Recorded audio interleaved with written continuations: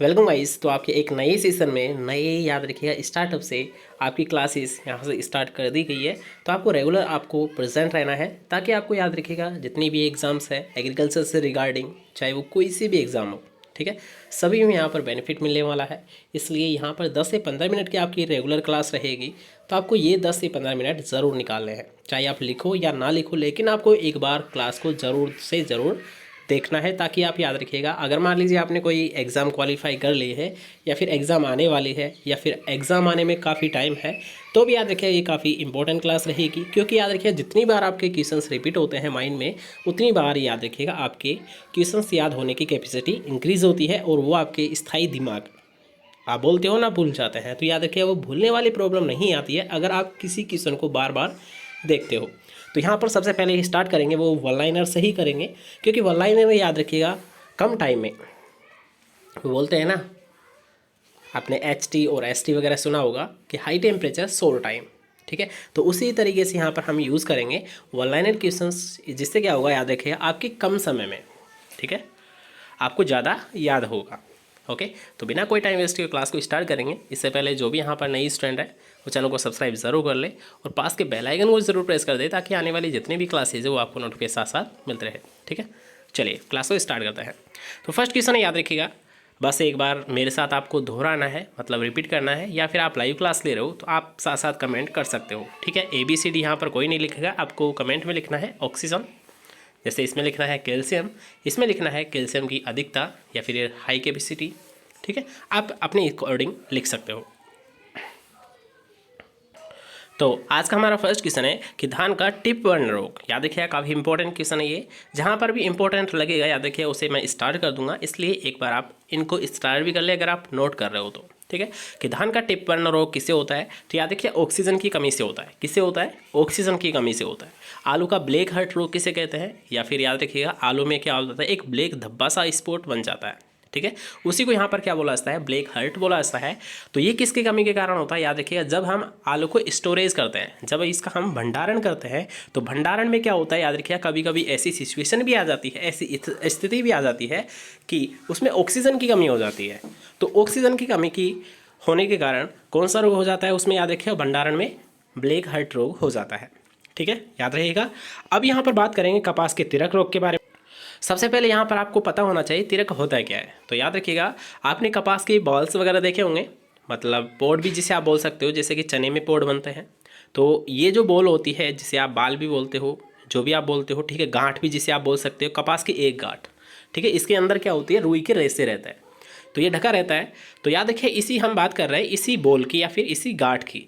तो ये गांठ क्या होती है, याद रखिए तिरक रोग में ये खुल जाती है किसी भी अनावश्यक कारण, मतलब ये टाइम से पहले खुल जाती है, ठीक है, टाइम से पहले खुल जाती है। वैसे तो ये खुलती है, लेकिन इस रोग में क्या होता है, ये टाइम से पहले खुल जाती है, इसी को हम बोलते हैं तिरक रोग, ठीक है। तो अब ये किसकी कमी के कारण होता है वो भी हम जान लेते हैं।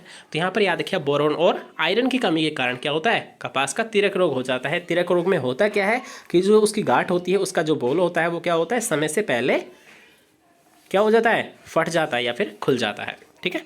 नेक्स्ट क्वेश्चन के यहाँ पर बात करेंगे कि सेब का बिटर पीट रोग कौन सा होता है या फिर किसकी कमी से होता है। याद रखिए ये होता है कैल्शियम की कमी से होता है। काफ़ी इंपॉर्टेंट क्वेश्चन है ये भी, आपको कई बार आपको एग्जाम में पूछा गया, ये भी काफ़ी इंपॉर्टेंट है और ये भी काफ़ी इंपॉर्टेंट है।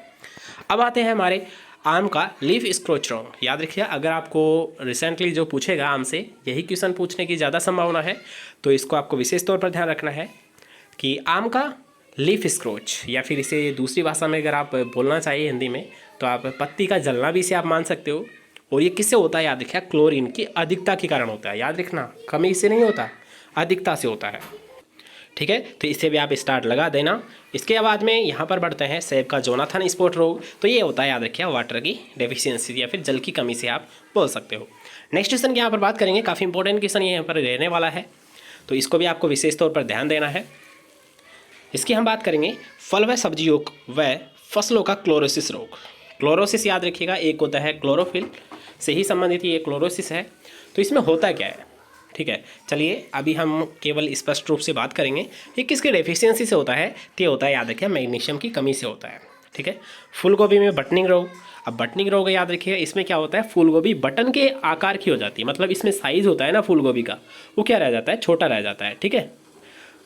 तो छोटा रह जाएगा, तो इसलिए इसका नाम भी क्या दिया गया है, बटनिंग रोग। बटन के समान हो जाएगा, मतलब जो फूलगोभी होती है वो छोटे आकार की रह जाती है, और ये जो कमी आती है याद रखें, ये आती है नाइट्रोजन की कमी से आती है। ठीक है, ये जो बटन के समान रह जाता है फूलगोभी, ये नाइट्रोजन की कमी के कारण होती है। नेक्स्ट क्वेश्चन है, काफ़ी इंपॉर्टेंट है, याद रखिएगा ये दोनों ही काफ़ी इंपॉर्टेंट है। वैसे तो यहाँ पर जितने भी क्वेश्चंस हैं वो सारे इंपॉर्टेंट की दृष्टि से ही लिए गए हैं, लेकिन फिर भी आपको यहाँ पर इनमें से भी अगर छांटना है तो उनको यहाँ पर मैं हाईलाइट कर रहा हूँ। ठीक है, तो इनका विशेष तौर पर ध्यान रखें कि फूलगोभी में बटनिंग होता है, ये नाइट्रोजन की कमी से होता है। मूली का आकासीन रोग, याद रखना एक फिजिकल डिसऑर्डर है। फिजिकल डिसऑर्डर मतलब दैहिक विकार है, और आकासीन रोग होता है। सबसे पहले तो ये भी क्वेश्चन आपको पूछा जा सकता है कि होता किस में है, तो याद रखिए मूली में होता है। आकासीन रोग किस में होता है, मूली में होता है, रेडिश में होता है। ठीक है, तो अगर मूली में होता है, याद रखिए ये किसकी कमी से होता है, तो बोरोन की कमी से होता है। काफ़ी इंपॉर्टेंट क्वेश्चन ये भी, जैसे कि रेंज का पीलापन है वो भी बोरोन की कमी से होता है, और याद रखिए मूली में आकासीन रोग है, ये भी बोरोन की कमी से होता है। ठीक है, याद रहेगा। नेक्स्ट क्वेश्चन के यहाँ पर बात करेंगे कि टमाटर का ब्लॉसम एंड रोट रोग किसकी कमी से होता है, तो ब्लॉसम एंड रोट रोग है, ये याद रखिए कैल्शियम की कमी के कारण होता है। किससे होता है, कैल्शियम की कमी के कारण होता है। अब यहाँ पर याद रखिए आलू का अभी हमने पढ़ा था ब्लैक हर्ट रोग, ब्लैक हर्ट रोग अभी हमने पढ़ा था, तो उसी से यहाँ पर याद रख सकते हो कि जो ब्लैक हर्ट है ये तो क्या होता है, भंडारण में जब ऑक्सीजन की कमी हो जाती है तो उसके कारण होता है। लेकिन यहाँ पर बात करूँगा होलो हर्ट रोग, तो ये क्या होता है, याद रखिए नाइट्रोजन की अधिकता से होता है।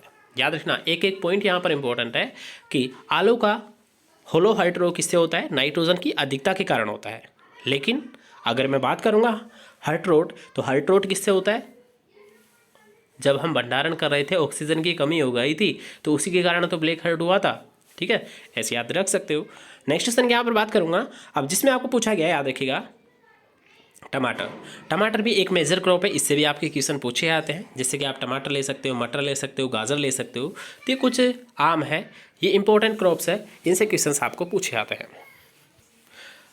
नेक्स्ट क्वेश्चन के यहाँ पर बात करेंगे कि गाजर का केविटी स्पॉट रोग किससे होता है, तो याद रखिए केविटी, ये क्या काफ़ी इंपॉर्टेंट क्वेश्चन है, ये भी काफ़ी इंपॉर्टेंट है, ये भी काफ़ी इंपॉर्टेंट है, ब्लैक टिप है, ये भी काफ़ी इंपॉर्टेंट है। ठीक है, इन तीनों को तो वैसे हाईलाइट ही कर लेना, आज छोटी क्लास रहेगी तो इतने ही क्वेश्चंस को हम डिस्कस करेंगे।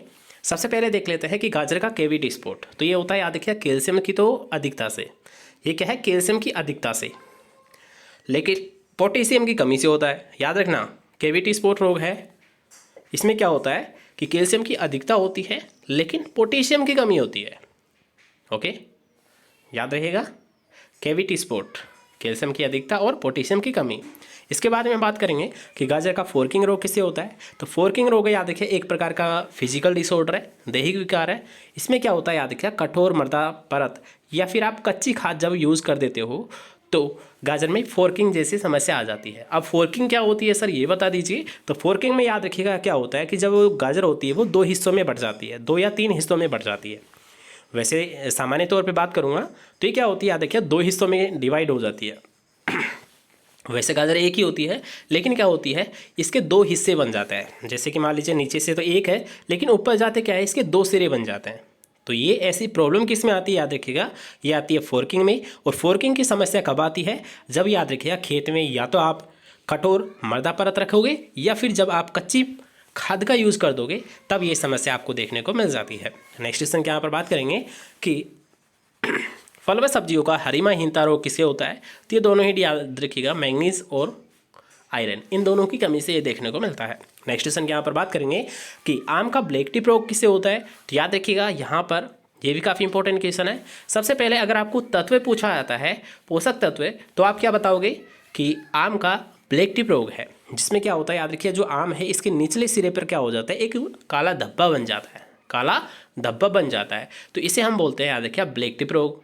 इसमें ये होता क्यों है, एक तो बोरोन तत्व की कमी से, एक होता है याद रखिए ईंट के भट्टों से, ईंट के भट्टों से निकलने वाली जो सल्फर डाइऑक्साइड गैस होती है जिसे हम बोलते हैं SO2 गैस, तो इसके कारण भी ये आम में देखने को मिलती है।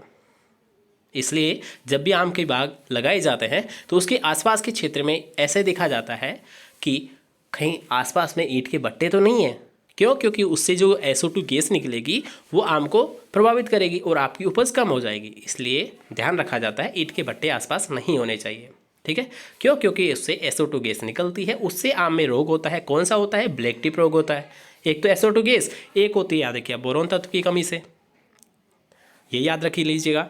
इसके बाद में बात करेंगे कि सिंचाई योग्य जल का विद्युत चालकता मतलब इलेक्ट्रिक कंडक्टिविटी कितनी होनी चाहिए। तो ये तो वैसे स्टैटिक का क्वेश्चन है, ये भी याद रखिएगा कि लेस देन 1.5 डेसीसाइमन पर मीटर। ठीक है, इसको आप याद रख सकते हो। इसके बाद में अगर आपको पूछा जाता है कि विद्युत चालकता इससे अधिक हो तो इसका प्रयोग याद रखिएगा सिंचाई के यूज पर करना ही नहीं चाहिए, तो वो होता है याद रखिएगा 10 डेसीसाइमन। 10 डेसीसाइमन से अगर अधिक हो तो इलेक्ट्रिक कंडक्टिविटी, तो उस पानी का प्रयोग सिंचाई के लिए यूज़ नहीं करते हैं।